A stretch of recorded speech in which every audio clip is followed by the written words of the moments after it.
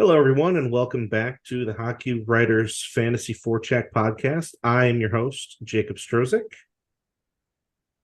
And I'm Jacob Billington. and today we're going to go through some of the right wingers that we think you guys should be considering taking for this upcoming year. There's a lot of different options, so it's going to get really fun to kind of sort through them. There will be names that you might want to ask about that are off of this list. So feel free to sound off later in the comments and we can give our take on them if we don't during this episode. So before we go into all those choices, as per usual, I'm going to torment my co-host and ask him a specific question about this year. Who, if any, are any rookie or second year right wingers that you would take for your team in the late portions of a draft, or maybe in the mid portions if you're feeling really confident about it? Yeah, when I saw this question, I went straight to Yahoo to see if Lucas Reichel was listed as left or right or both, but he's a left winger, so we'll talk about him next week. Mm-hmm. Yeah, very excited about him, but I did come up with a couple names that it's kind of undetermined if all of these guys are going to be in the NHL. So definitely with your later picks, but they're all like right on that bubble. They could make the team and could even have a good rookie year. And two guys in Buffalo that you'll like to talk about a little bit here.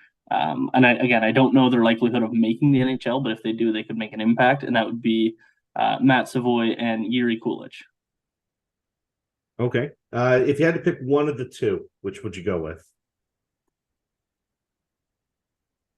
Probably Matt Savoy. I think he's a little Okay. bit closer to the NHL, and I think he will have that higher ceiling. But it depends on who makes the NHL. And Dylan Gunther's another great one in Arizona. He's going to be. Okay. They have a really good forward group, and so those are three guys that I really like that I would risk taking near the end of the draft if they're still available. Maybe not so much Gunther, but I do like Gunther. I think he's supposed to have a good shot at making it this year just because of the way Arizona's kind of formatted right now.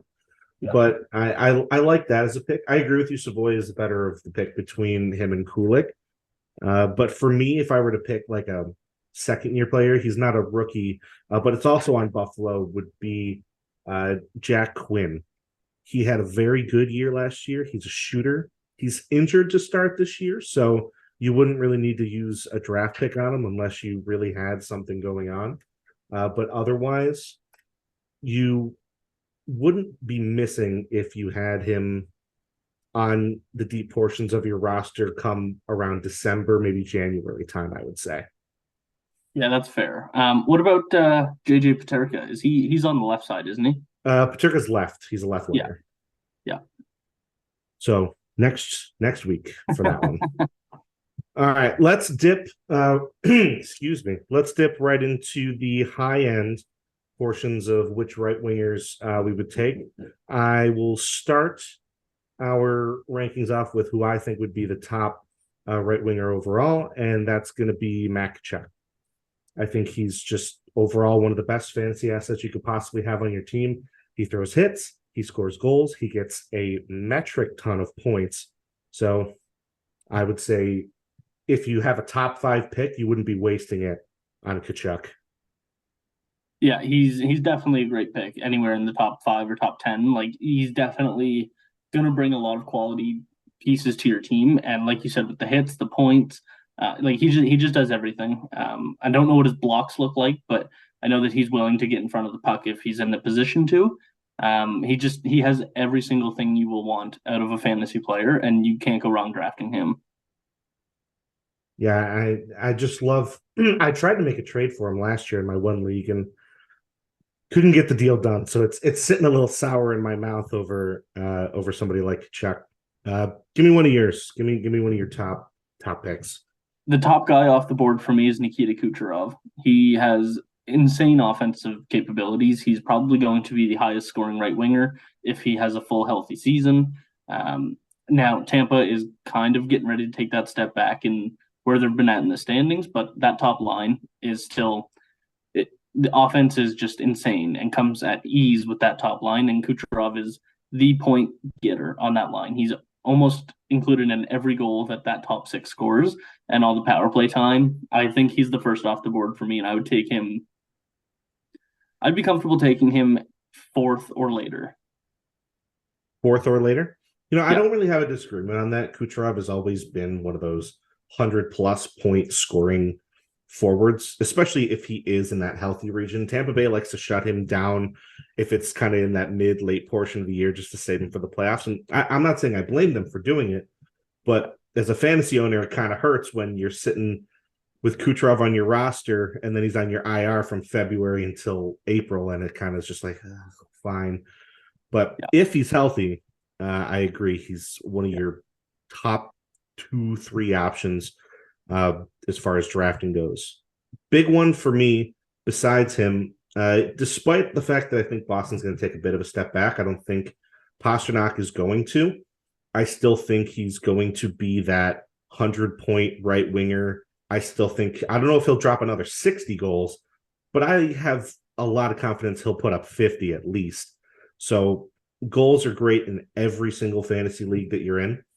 Pastrnak scores them in bunches, not just consistently. He does score consistently, but he does also score them in bunches. So having a player like him for those additional points on top of it, top notch. He's I would say a top 10 draft pick, if you ask me. Yeah, I completely agree. Like I don't even have much to add to that. Like you just hit the nail on the head there. He's money in the bank for 50 goals. Now, taking Bergeron and Krejci out of the Bruins, it might hurt him a little bit, but he is the driver of that line. So he makes everybody around him better. He wasn't playing better because of Bergeron. Now, of course, everybody wants to have Bergeron on their line, but playing Right. with probably Charlie Coyle for most of this year, he's not going to have that center that can get that defensive responsibility and give him the opportunity to step into the play. So he might be a little bit behind on the offense compared to last year. Like you said, probably not going to score 60 again, but it's entirely possible. And he is the guy on that team now. Marchand's getting older. All the other guys are starting to retire. So he's the guy, and he's definitely worth the top 10 pick. I just like him as a player so much. So I had him at one point, and I traded him prior to last year in my one league, and I'll be darned if it doesn't hurt every single day just thinking about the fact that I did it. So if you have him, don't trade him unless you get some massive haul for him. But to me, he's a top end pick. Give me another one of yours. Who's in your top right Now, winger lists? next up is kind of a toss up between two. Okay. I'm gonna go. We'll keep the Toronto guys together, so I'll go Rantanen first. Okay. I do think that Rantanen, everything that you said that we said about Pasternak can be said about Rantanen, just like a quarter step below. Like he's right there, same kind of player. Like they do a lot of the same things. And Rantanen is playing with McKinnon and can do anything can happen when you're on the line with McKinnon, and when you have that much skill that Rantanen has, probably good for 50 goals. He's probably going to score at least 90, 95 points. And he's such a great player. And he does have that physical element. I don't know what his registered hits look like, but he's not afraid to go into the corner and get it like some of these high scoring wingers. So I really like Rantanen, and I would definitely be taking him. Hard to put so many guys in the top 10, but definitely top 15. Yeah, he's trying to squeeze. We're trying to squeeze a lot into that, but the point isn't necessarily that they're going to go in that spot. It's that you could take them in that top 10 spot and not really be upset with the fact that that's the player you got. That's kind of where I base my idea of where their value is and where I would draft them type thing. Yeah. I love Rantanen. He also adds a little extra value on the fact that he does occasionally play a center position, not always. So he does take draws. He's not amazing at it, but he's good enough at it that you can get some face-off wins out of him. So he gets that slight bonus in the fact that he's, got that kind of dual positioning to him. Yeah, I don't know what he's listed at on Yahoo. I like if you could slide him into his center spot if you had the open spot. I don't know if he's officially listed, but you're right. Like he will get you some face-off wins and I make don't think other he's officially listed, but I know he does do it. Yeah. Especially when McKinnon's out, he ends up playing that center spot. Yeah. Okay, great. So let's dip back into uh the Toronto players that you said let's keep together between Marner and Nylander. Which of those two do you take first? What's your direction? I'm definitely taking Marner first. He is on top of kissing 100 points for the last few seasons. He is Selkie level on his defensive side of the game, and while that doesn't necessarily transition to fantasy, he's such a fantastic player. He's going to get the plus minus for you as well, which doesn't get talked about too much, but it usually does have an impact on your fantasy. And he good for 30 goals. Playing on that top line, he plays with Matthews. He's going to get 70 assists a year. Like he kind of does it all. He's not going to score that 50 goals that some other players that we've talked about might. But I do think that Marner is one of the most valuable players for fantasy. And with a top 20 pick, I'd be happy taking him. And even then, some people might take him higher, and I can't even argue that. Yeah, I know some people will take him higher. I tend to drop him a little bit lower because of the lack of physicality in his stats.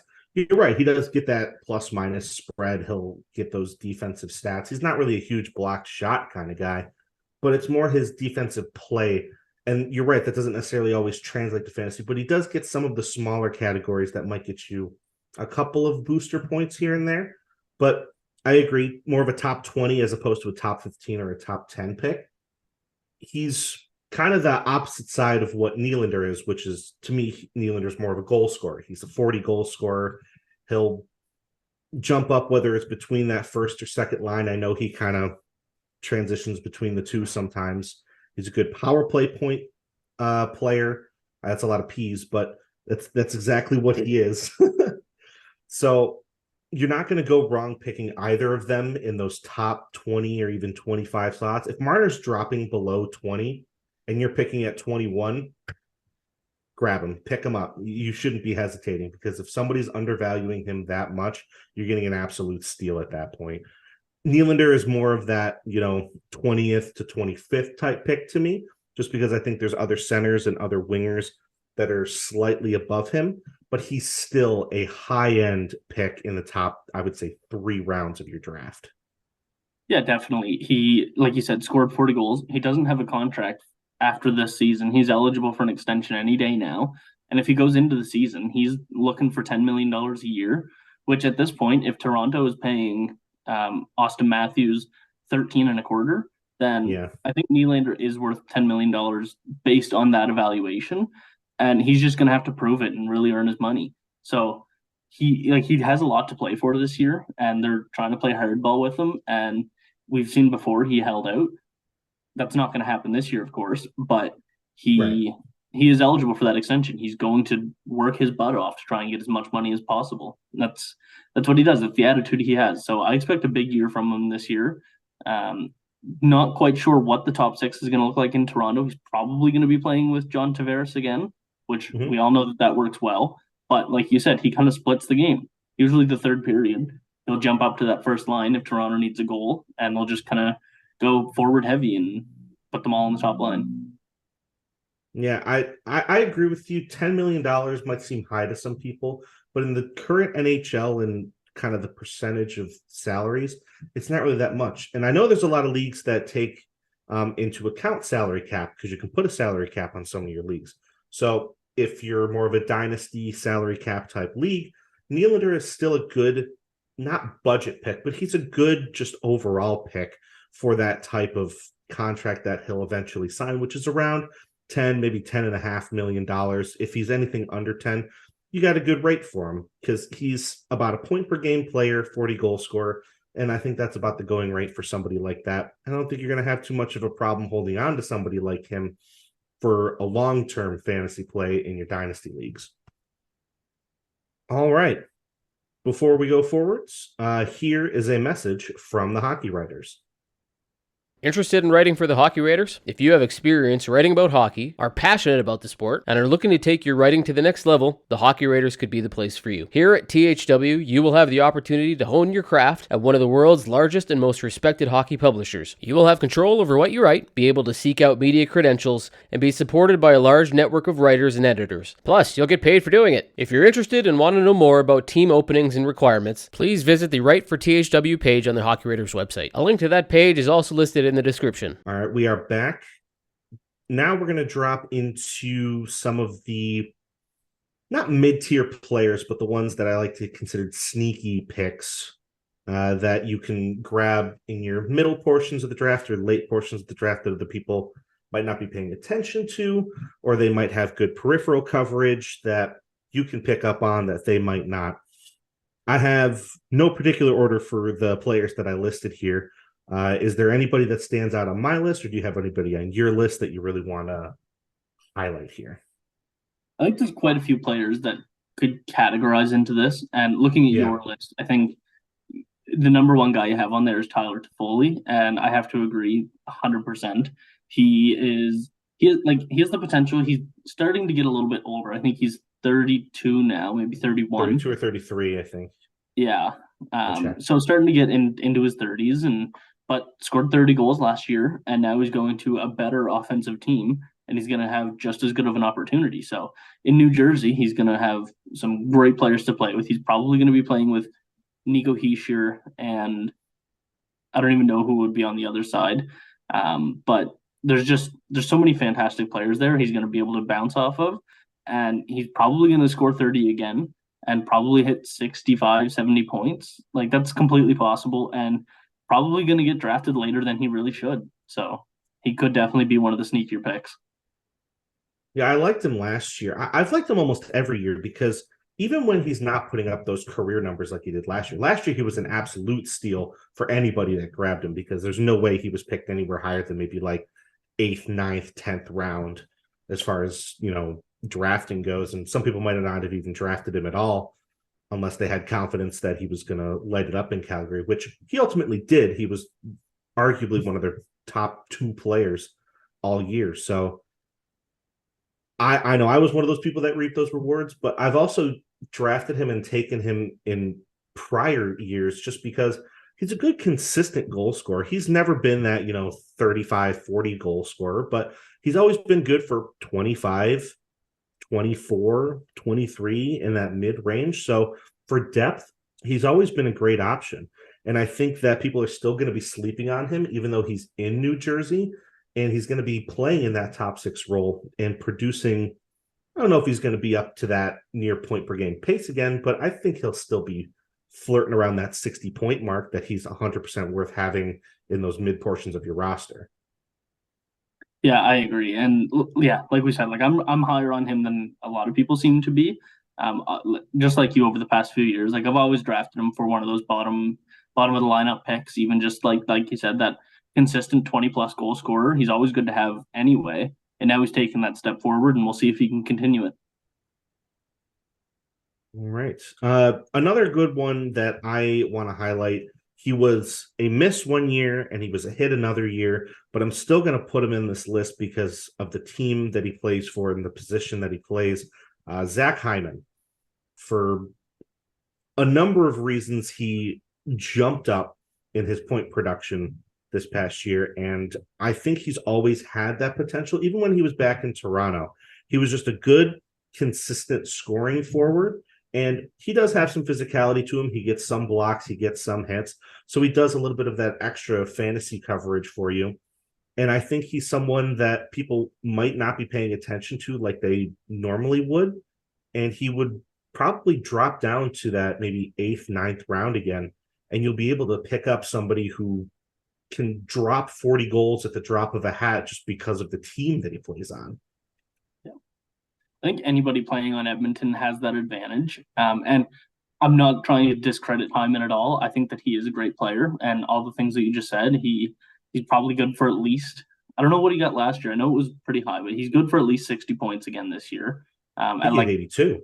82, yeah. I mean, he was right around the point of game. So like 60 points is like the absolute floor for him, I think, as long as he stays healthy. So if you can get him more likely, hoping for around like the 70, 75 points, he might still surprise you and be a great pick for you. And like I said, any other winger that's going to play in that Edmonton top six, I like Connor Brown a lot. I would put him right in the same category that we're talking about. I think he's going to have a great year. Projected to play on that line with McDavid and Hyman. So I really like him. Yeah, I pulled up his stats here. 79 games, he had 83 points, 36 goals, 47 assists. So he was just over a point a game.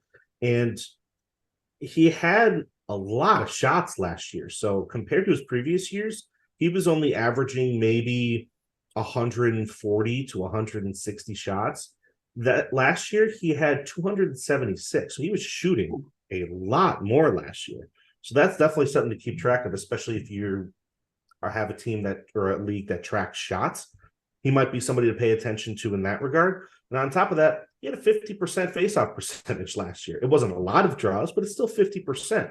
So 1 out of 2, you can't really complain about those couple of extra, miniature points that you're going to be grabbing off him. So I think he's underrated, and I really think people should pay attention to him just a little bit more. But after I draft him, please. Yeah, we'll put this clip out after the draft. Yeah, please, just not while we're drafting, guys. All right, that's one of mine. Give me another one of yours. I'm gonna go with I'm loving talking about your Buffalo Sabres today. I'm gonna go with Alex Do Tuch. it. I had him last year, and he really he had a big breakout year. It wasn't surprising. I think a lot of people saw that in his first year in Buffalo, that it was definitely possible for him to have the year he did last year. And I was lucky to get him pretty late in the draft. I don't know exactly where I got him. I think it was round 8, maybe. And I was really happy with it. He had a great year, and again, he does all those things. Like, he just kind of gets you a little bit of everything, but a lot of points. So he's good for almost any league. He's young enough that in a keeper league, if you're starting one this year, definitely worth drafting and being one of your keeper spots. And just, yeah, in any league, no matter your point system, he's going to be a huge benefit to your team. Yeah, Tuck, I agree with you. I don't know if it was surprising as more of a it's about time he did it type thing. Right. Yeah. Because he's always had that potential in him, whether he was playing in his early years in Minnesota or when he was on Vegas. He was great in Vegas. But it was as soon as he made his way to Buffalo that he was really given that chance to shine as a top line player. And he's really ran with that opportunity. So last year, metric ton of points. He didn't hit the 40 goal mark, but I think that's something he'll be pushing for this year. I think people will be paying attention to him just a little bit more because of the success Buffalo had. So I'm not sure if you're going to be able to steal him in your late portions of the draft, but he might be one of those, 6th, 7th rounders in that kind of higher mid end, as far as drafting goes. So I think because he gained some attention, people will be a little bit more attuned to him. But on the topic of salary cap leagues, he is somebody that you absolutely want to grab because he does not have a large cap hit whatsoever. He's under $6 million as a top line point per game player. So if you're that type of league, he is a draft sooner rather than later type guy because he's going to give you top end production for a really cheap price. Yeah. Another one for me. Some people might argue against this one just because of the production from last year as far as the points go. But Tanner Jeannot, I still think he has a lot of underrated value based off his physical numbers and defensive numbers alone. He did have, not last year, the year before, he did have a 20-goal year. So he does have some offense in him. Playing on Tampa Bay, I think he'll have a decent chance to score some points. But that's not always what his use is. He's mostly that throw hits, separate guys from pucks, take some penalty minutes. He's going to rack up those, peripheral stats for you, but he's going to do those in bunches. So he's really that balanced type player that you can fill out the middle portion of your lineup with and then chip in some points here and there. And I think people will undervalue him because of the lower scoring year that he had, as opposed to the just fantastic physical year that he had. Yeah, he's somebody that is like right up my alley. He's somebody that I draft. I haven't drafted him, I don't think, in any of my drafts, but that model of player is somebody that I love to pick up. He's probably going to bounce back and get 40 points again this year. Again, 28 goals, 20 assists is very possible for him. But like you said, all those kind of micro stats that add up over time and really help out your team. And it's hard to get players that do all those things. Like obviously, you can go get um, anybody on the Islanders to just load up your blocks, but getting Tanner Jeannot, he kind of does a little bit of everything, and definitely somebody I like to grab. And I think I'll be able to get him a little bit later this year than in a lot of years.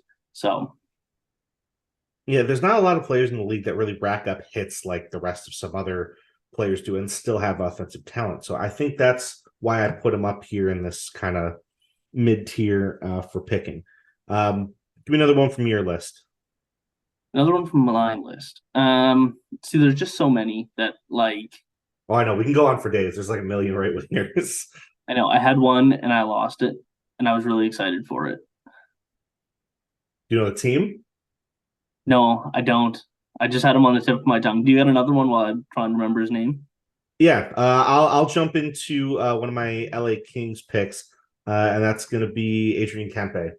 I think he's finally become that scoring player that he's shown flashes of throughout the years. He finally hit that 40 goal mark, and I think he's going to consistently stay around that. I don't know if he'll be able to push 50 with the way that, you know, the West runs and the way that the Kings style of play is. But I think he'll be consistently in that 37 to maybe 42 goal range.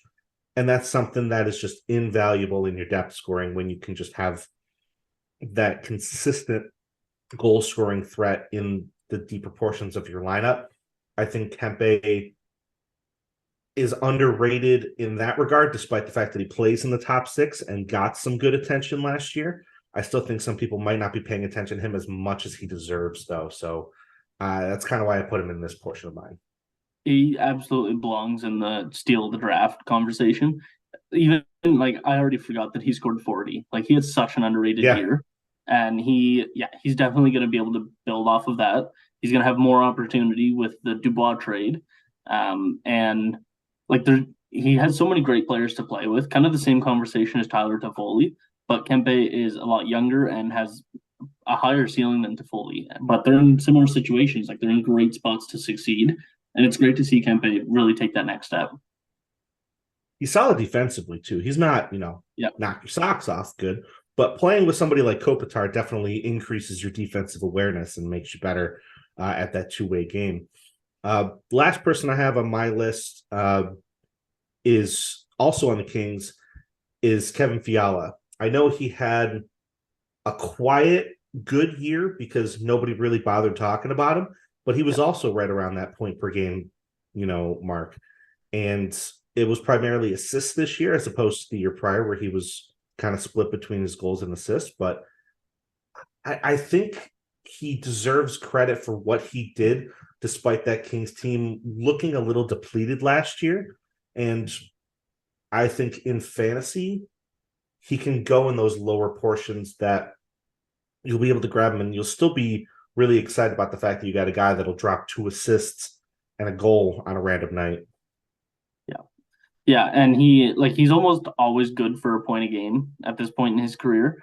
How he gets it up in the air, like you said, he might score 37 goals or he might score 21, but he's still going to be right around that point a game mark. He just contributes in every way he needs to.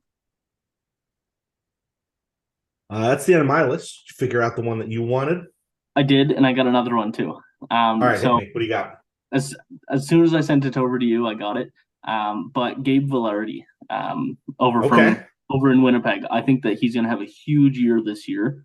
Obviously, a lot of people look at him and say how good he is defensively, but he's poised for a huge breakout year in Winnipeg. And as of right now, he's going to be playing with probably Kyle Connor and Mark Scheifele. Like that's going to be an insane line. He is going to be relied on for the defensive aspect of that line because you're not getting it from the other two. But playing for Rick Bowness, that is a Rick Bowness player. he's going to get so much ice time. He's going to get a lot of power play time with Blake Wheeler gone. And I just think that he's in a position to score a ton of points. Yeah, I like Velarde as a player when he was in LA. I picked him up. I don't remember at what point last year that I grabbed him, but I remember just seeing that he was just consistently going up with his statistics. He was getting more ice time, he was getting better scoring plays, he was getting more power play time, and I was like, why has nobody picked up on this yet?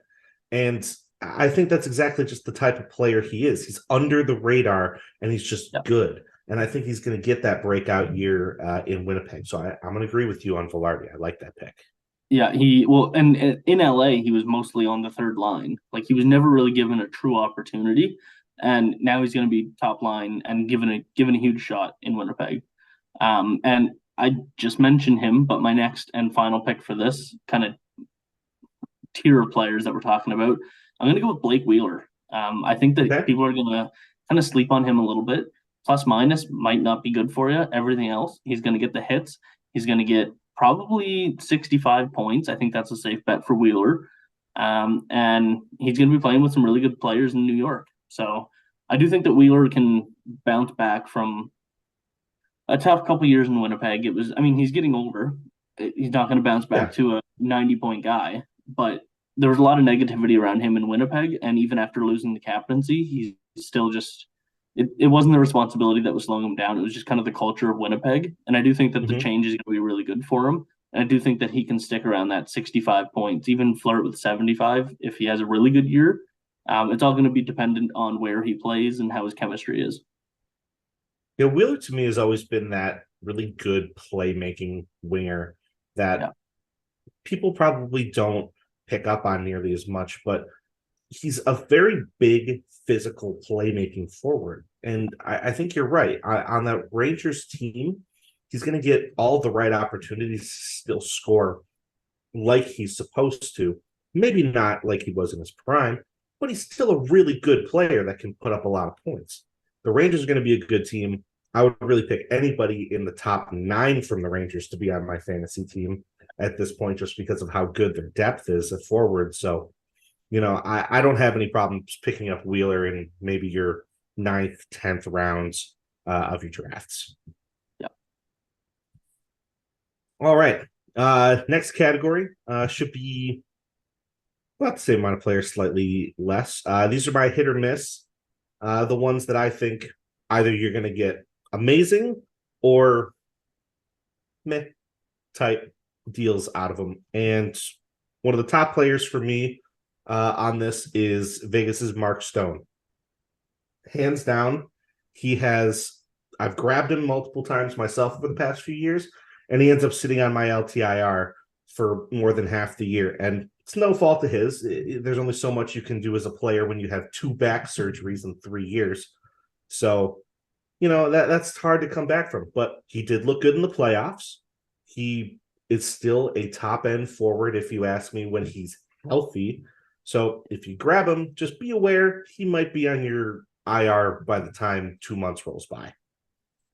Yeah, if we're guaranteeing 82 games, I'm taking him with the top 25 pick. Like, he's fantastic. He doesn't get all the points that a lot of people might assume based on the way he's talked about, but he gets everything else, like everything else. This year, I don't think I would be comfortable taking him. I would probably 6th, 7th round or later, and I would take him just because probably going to be a waste of a spot because he's going to be injured. He has some significant back issues, and there's rumors that he might not play very much hockey for the rest of his career. Now, could he be fine this year? It's definitely possible, but I'm not willing to take that risk with such a high pick. And there's no shot that he falls to the 6th, 7th, 8th round, but that's when I would be comfortable taking him personally. Yeah, it's just injury history is a huge factor these days in some of these players. Yeah. So it really is hit or miss on, are they healthy? Then they're going to play great. If they're not healthy, the only reason they're not producing is because they're not healthy. So I got a few other players similar to him on this list, but who do you got? First one I'm going to go with is Ivan Barbashev. I think people watched Vegas in the playoffs, obviously go all the way and win the Stanley Cup, and think that that's the player that he is, but he's not. He's a really good player. He's going to get you 40 to 60 points in the regular season. But the way he was playing in the playoffs, like people talk about him lately as if he's a 75 to 85 point guy, and he's Oh God, not. no. He, you know what? He absolutely could be in Vegas this year. We could see a huge breakout year for him, but I believe his career high is 59 or 60, somewhere right around there. And I do think that, again, just that playoff run, as magical as it was, are going to have people overrating him for fantasy. Obviously, he's going to be one of the most valuable players for in the NHL for playoffs. Like everybody wants a player like Barbashev, but Yeah. for fantasy, I think he's going to be drafted a bit too high. So I yeah, think people might do the same with Marcia Show, honestly, just because of Yeah. the chemistry of that line. I Yeah. wouldn't necessarily put Marcia in a hit or miss, just because he's always been that 30-goal player. So he's not really on any of these lists just because he's a solid fantasy player overall. But I agree with you on Barbashev. He's not really that point per game player yet. He could be, but that Yeah. really is dependent on how well does that line do all season long. And he's not really going to be the one to carry that as much as his line mates would be. yeah. So I just looked it up, and his career high is 60 points 2 years ago, which is great. which is great. Yeah, but I think he's going to get drafted too high. But that's his career high. His second best year was last year with 45. So Still not bad, just not worth as high a pick as he's probably going to go. You're right. Right. This next player just absolutely screams this category for me for hit or miss, and it's Patrick Laine, because I love the guy. I love the player. I grab him at some point almost every single year in some league that I'm in, and it's because at any point he'll drop 5 goals in 2 games, or he'll throw up 10 goals in a week, and then he'll disappear for another 10 games and score maybe 1 goal and 2 assists. He's just streaky beyond all imagining, and he has been his whole career. And it's a shame because he has so much firepower that you would be wondering, why isn't this guy just a consistent 90-point, 50-goal scorer? And it hurts as a fantasy owner that he's not, because he has that skill and he has that potential, but he's probably one of the biggest names on this list for me as far as hit or miss, because it really is all or nothing with him. yeah, and I do think that we are going to see him kind of balance out over the next few years, and get a little bit less streaky now that he's going to be playing with some consistently good players. Because obviously in Winnipeg he was still streaky and playing with good line mates, but since he got to Columbus, it's just been a mixed bag of who can play that top line center, and it hasn't been anybody to his level of play. Now that they have Adam Fantilli and Johnny Gaudreau for him to play with, I do think that we're going to see it kind of level out a little bit, but still, like for this upcoming season, you're right, hit or miss. And with his streakiness, not somebody I would be comfortable taking very high. Although 40 goals is 40 goals, no matter how you get it. But it's just the streakiness is really frustrating, because it's like the day you get him is when he goes on that cold streak, and then you trade him or drop him or whatever, and there's the 10 goals in 13 games. And then you try and get him back, and he costs twice as much, and you just hate everything about it. Yeah. Give me another one of yours. I'm gonna go Drake Batherson in Ottawa. He had a fantastic year 2 years ago. He was at a point a game and playing his best hockey. Then last year, he kind of took a step back. He was still dealing with some lingering issues of his ankle injury. I think he had a high ankle sprain that he talked about was still bugging him last year. And he still had good points, but he's not quite to that close to a point a game where some people might be drafting him looking for. So he's probably going to be reliable for 20 goals, 25 goals, and 60 points. That's what you should expect from him. Now, there's definitely a chance that he can have a superstar year playing with Josh Norris and reach that 70, 75 points. He does have that in him, but you're either going to get one or the other. You're not going to get kind of just a good year from him, I don't think. I think he's going to be either an amazing year or mediocre. I like to agree with you on that just because I've seen a lot of different trends with him in different fantasy leagues. And some people are just like, no, hold on to him. He's going to be a great goal scorer. No, hold on to him. He's going to be a great overall point player. But I've never seen anybody actually hold on to him long enough to actually make sense of that type of a transition. So I agree with the hit or miss portion. I think he'll be a hit this year, personally. I think he's going to hit that portion. So I would say pick him with your 9th through 12th round pick, depending on how comfortable you feel. But that's just a me thing as far as the comfortability in a player like him. Yeah, I'm in the same boat. I'm rooting for a big year from him, but I think at his worst, like 20 goals, 50 points, that's still good. But he does have it in him to get the 25, maybe flirt with 30 goals and 70 points. Like that's definitely there too. And I really hope that that's the year playing with Claude Giroux and Josh Norris is the most likely line for him. So in a good position to do so. I'm going to agree with you. A big one for me and a player that I personally really like and have for his entire career for Seattle, Bjorkstrand. I think he finally got the right opportunities in Seattle to show his, goal scoring potential. He was good when he was in Columbus, but I don't feel like he was ever really given that right opportunity. And I think he's going to have more as he continues to play in Seattle. And I think he's somebody that has that potential for that 35 goal season if he can hit all of those points. I can't tell you how many highlights I saw last year of Bjorkstrand just putting it just wide or hitting it just off the post. He probably would have had another 10 plus goals if he was just able to finish off those close opportunities. And it was just a case of bad luck.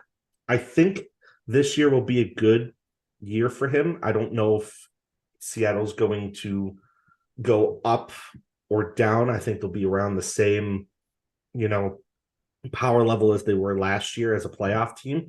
And I think Bjorkstrand's going to be a big part of it, especially with his goal scoring. So I think he would be a solid, maybe 11th to 12th round pick. Yeah. He, again, like you said, I liked him in Columbus as well. I think 11th, 12th, I would be comfortable taking there. I might wait another round or two, just because I don't have as much confidence in him, mostly because Seattle is such a well-rounded team that as soon as somebody gets hot, it's their turn. And obviously with Shane Wright and Matty Beniers going to be the young guys up the middle, he's going to have some really good players to play with. But yeah, no, you're right. He's definitely going to be a hit or miss. He's either going to score 16 goals or 31 goals. And yeah, perfect definition of it. Give me one more of yours, and then I'll do my last one. Yeah, my last one is going to be Anthony Duclair in San Jose. I love Duclair. I'm a huge fan of Duclair. Have been since he was in Ottawa is when I really started to love him. And in Florida, he's had, I think he's 62-point season, or maybe it was 58. I think it was 58. But in San Jose, somebody's got to score goals on the bad teams. Now they still have some pretty good players, and they're gonna have some young guys coming up. Like they have Tomas Hertl, they have Logan Couture, and plus they have some young guys like William Eklund coming up. There's definitely opportunity there for players to break through, but they're not deep. Players need to score goals. The team needs to score goals. And I think Duclair is going to be one of those players that probably gets, again, to that 60, 65 point range. But there's always the possibility, A, due to injuries, or B, because San Jose is going to be bad, he might finish with 38 points. Like he might not have a good year in San Jose. Yeah, I've always liked Duclair, even when he was, kind of bouncing around the league because nobody really wanted to hold on to him. And I don't really remember the reason why nobody would want to hold on to him, because when he played, he's just flying up and down the ice. He's scoring great goals. He's making great plays. And he was never really given that, opportunity to shine. And even when he did shine, teams were just like, nah, pass him along to the next one. So Yeah. I never really understood it. I always liked him as a player. I like him as a goal scorer more than anything else. But in San Jose, I think he'll be given the right opportunity to score. Couture has always been a great centerman to play with. If he's running the top line instead of Hurdle, then I think Duclair will be benefiting from Couture's playmaking more than anything else. So I think he'll be around that 25 to maybe 32 goal mark overall, and within that 55 to 60 point range. I would never say don't pick Duclair just because I think he's just a very good overall forward that people for some reason don't want to have. And I'll never understand it personally. I do agree, but you also have to look at his track record. And this past year, he was injured and only scored 9 points in 20 games, which is still a good rate. But other than the year before that, where he scored his 58, I don't think he's passed 40 once. So he finally did come into his own, but is he going to stay there? I don't know. Yes, time will tell at this point, but that's why he's in the hit or miss column. Yeah. Last one for me. I want to talk about Bertuzzi. I think he had great flashes of brilliance when he was in Detroit, and he's a good all-around fantasy player. He gets hits.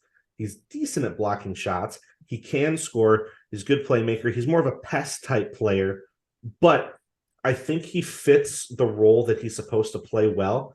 And I think he can ultimately be around a 50 to 60 point guy on the high end. I don't think he's really much more than that. In general, I'd say he's more of a 45 to 50 point type player, but he does all of that extra stuff for fantasy owners that he can really fill out your lineup in all of the right ways.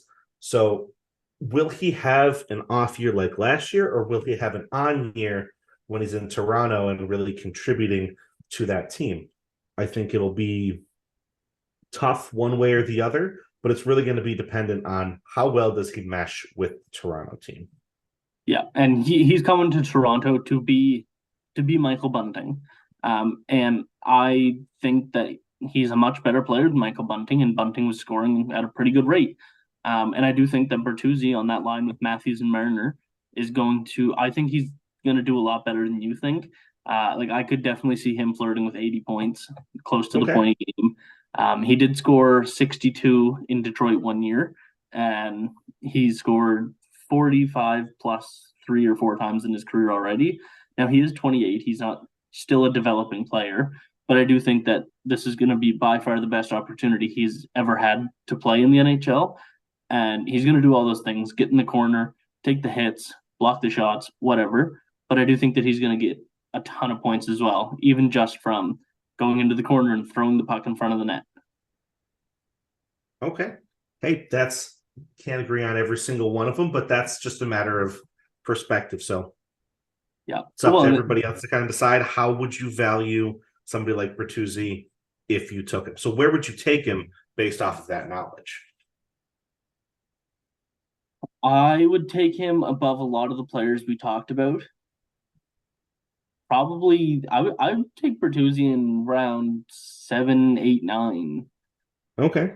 Around there. I'm not saying that's a terrible idea. It's just me personally. He's more of a 10, 11, 12 for the teams that I would put together personally and the way that I fill out my rosters. So again, it's preference and how everybody else wants to kind of round out their team. One last category. I only really have one player on this list, and it's just because they are the absolute bane of my existence almost every single year, and I can't stand it anymore. So I'm going to put him on this list. This is players to just straight up avoid. At right wing, for me, it's Brock Besser. He had so much potential when he came into the league. Everybody was talking about he's a perennial 30. He's a perennial 40 goal scorer. He's going to be a top end player no matter where he is. And then he just got injury after injury after streak after streak. I'm done with it. I'd say don't touch him. Don't deal with it because he's either going to be putting up pittance for his points or he's going to be sitting on your IR so long you're going to be questioning why you still have him. Yeah, I tried to think of somebody to add to this list, but I couldn't think of anybody that I would have. And I don't necessarily agree with Besser either. Because even last year, there was trade talks almost the entire year about him being dealt anywhere. I think it was Minnesota for most of the year. But I would put him in the hit or miss. You're either going to get a really good year or a miserable year out of him and waste that IR spot.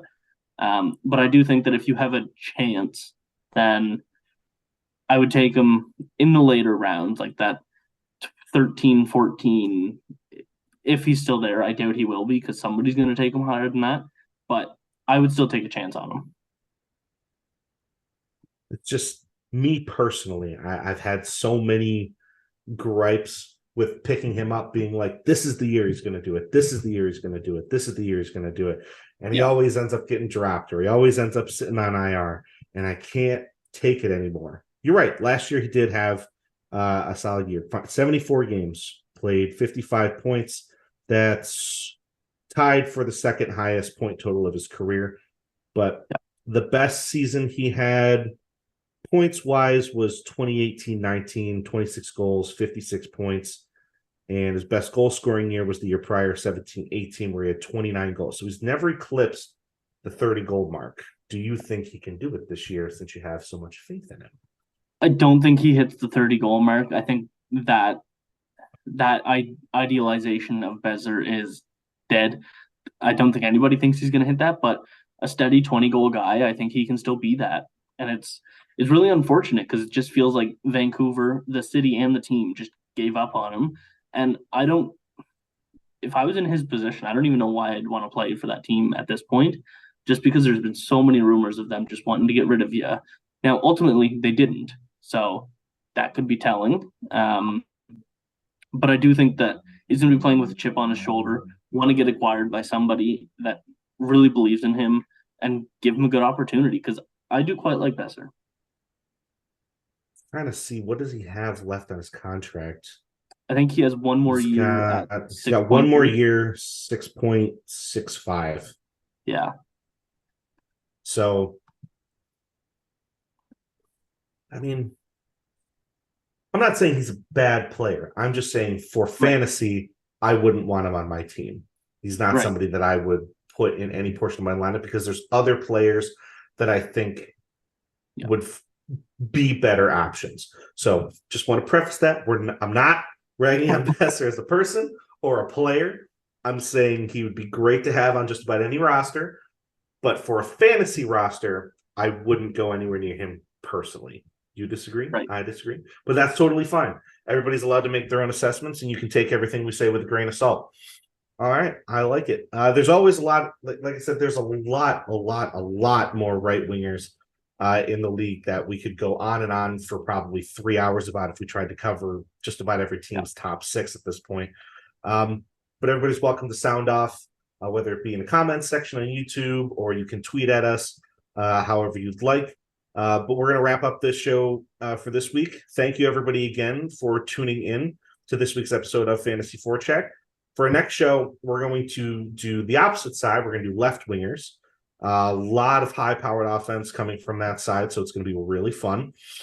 Don't forget to subscribe to the podcast on your preferred listening channel and to the Hockey Writers Podcast and YouTube pages, where you can find everything else hockey-related. You can also follow me on Twitter at Strozyk7.